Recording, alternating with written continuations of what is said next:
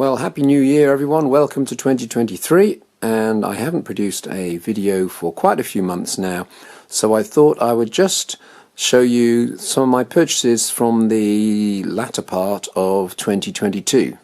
Now if I look back at last year, I only really bought one brand new model I think, but there was an awful lot of second-hand stuff that I bought off eBay and off a couple of other retailers who do very good deals on second-hand stuff. Anyway, this particular locomotive all started off when I saw an advert in either the Railway Modeler or another magazine, or maybe it was even an online advert, but it was actually for a Heljan or Heljan Class 52 Western in the beautiful maroon livery. Now I looked at it and I thought, wow, that looks stunning. Now I'm a Great Eastern modeler, very loosely, so Western Class 52s have nothing to do with my area of the country, but they are pretty impressive locomotives. And I thought, I don't have a diesel in a beautiful maroon colour, so I thought, well, it would be rather nice to have one. But unfortunately the Heljan model was at least £150, and I couldn't justify spending that much on something that I might not use that much, I don't know. So instead, I went for this Lima model off eBay, and it cost me, with postage, about £40. And the only real difference you'd notice under normal running conditions between this and the Heljan model is the front couplings. They really are pretty shocking on the Lima models. And I have a good idea that I might just swap those. I might cut those off and replace them with some narrow tension lock couplings. I think it'll improve the appearance of the model so much more.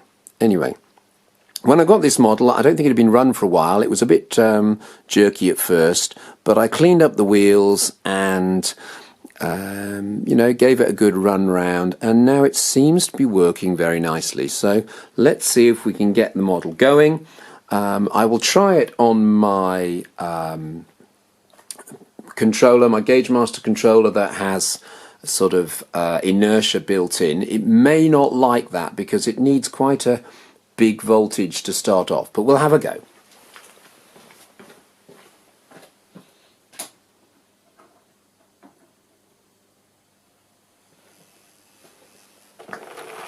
Oh, there we go. Not the smoothest of starts.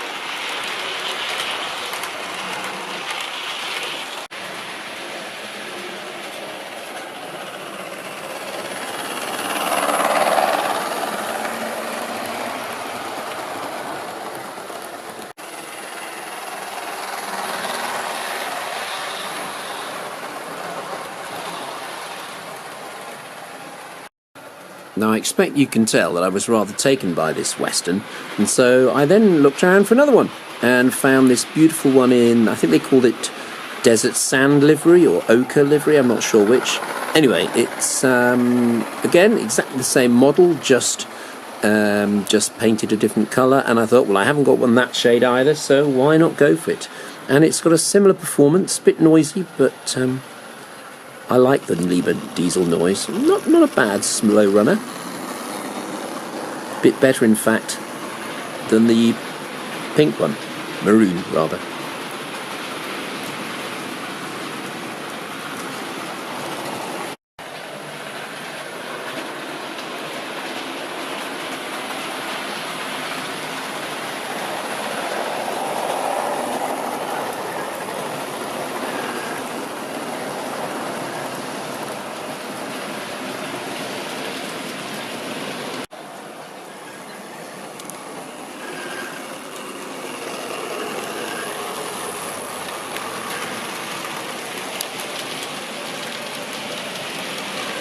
The one obvious fault with these Lima models is they don't pick up from that many wheels.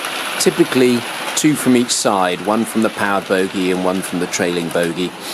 And I could add some extra pickups, given that they are Coco diesels with 6 wheels per side. So I might look into doing that, as well as changing the couplings. Another interesting thing about these models is that although they have been replaced in the Hornby range, or rather upgraded in the Hornby range, with a new 5-pole motor that is smoother and quieter.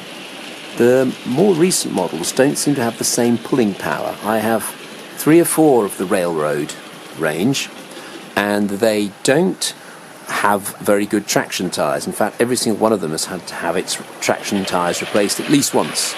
Whereas these Lima ones, these are probably about 25 years old at a guess.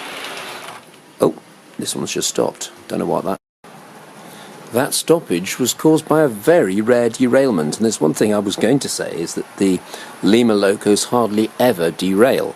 But this particular one in Maroon, there's a lack of flexibility on the front axle. I can see a wire hanging down actually, or something hanging down. I'm going to have to look into that now, and that's why it's suddenly started to jerk a bit. The desert sand colour is much smoother and seems to be happier going along at a slow, realistic speed.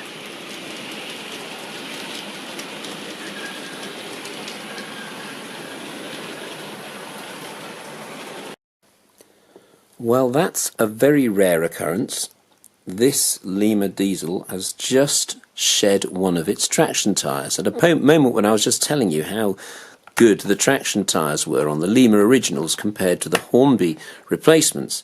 The Hornby ones seem to rip very easily, whereas I do own now about 6 Lima diesels, and they date from the 1970s to the early noughties. And that's the first one I've had that's lost a traction tyre.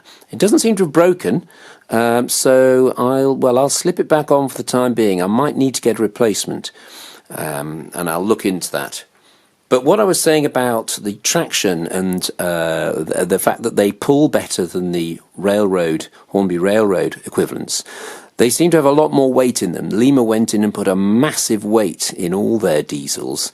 The Hornby equivalent seems to have less weight in it. I certainly found that with a Class 40 I own. The Hornby model is much lighter than the Lima original, and as a result the Lima original can pull a lot more. Anyway, I better go and fix this guy, and we'll get another Lima diesel out while I do. Well, of course, having got a couple of Westerns that I liked, I had to get a Warship. Again, nothing remotely related to my East Anglian model, but another nice looking model from Lima. And again, I love the maroon colour. Yeah, it's Rapid, I think this one's called, which seems quite appropriate because the Lima pancake motors do produce quite fast locomotives. So I'll see if I can give it a nice slow start.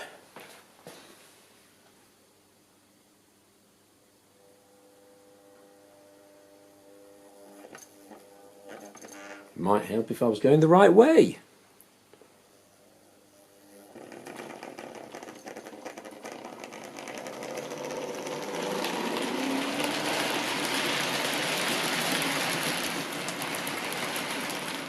A reasonably smooth start. It a bit hesitates slightly on my point work, even though they're electrofrog points.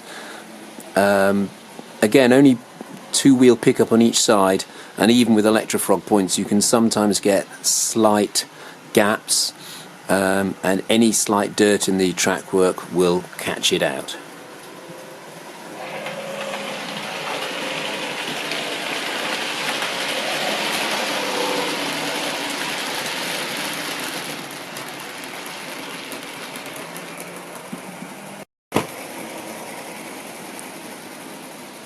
And my last purchase of the autumn was another Lima diesel, but this time more appropriate to my part of the world.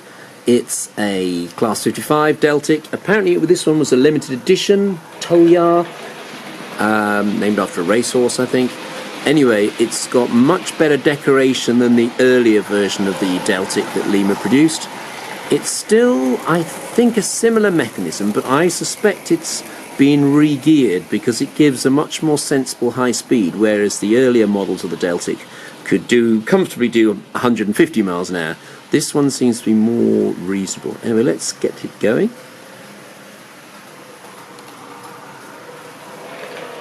Little pause, it's just caught there, so I'm going to have to give it a nudge.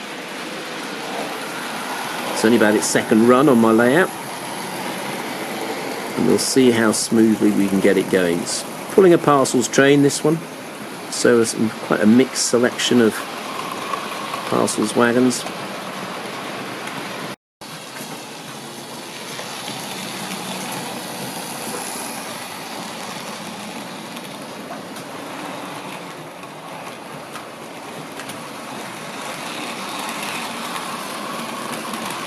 Travelling a bit too slowly to run smoothly there. So now it's going more like a scale speed I think you'd expect a Deltic to be going.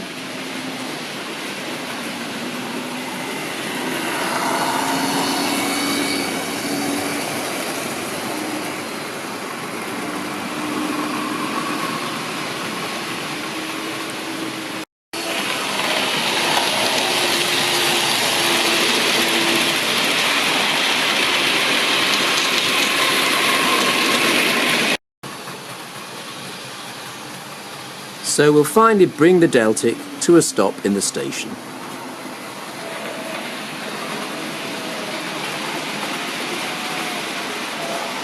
Ooh, just overrun slightly, never mind. And I'll stop the Warship fairly promptly on the other line. So, 4 Lima diesels, none perfect, but as runners they're pretty good, and I haven't really done much to them yet. I've just cleaned the wheels and that's about it. I haven't even bothered to take the bodies off to oil them yet, so that's my next job. They are slightly noisier obviously than more modern designs, but still not that noisy, and actually I like the growl that a Lima diesel makes. I think I've said that before in another video. I'm just going to reverse the Deltic and you'll hear it again. No, there we go. I just got it onto the picture so you can see it properly. Yeah, very nice finish to that one. Much better than the original 1970s versions. So for about, I think it was £28 plus postage, so there we go. For that price, I think I've got a pretty good model.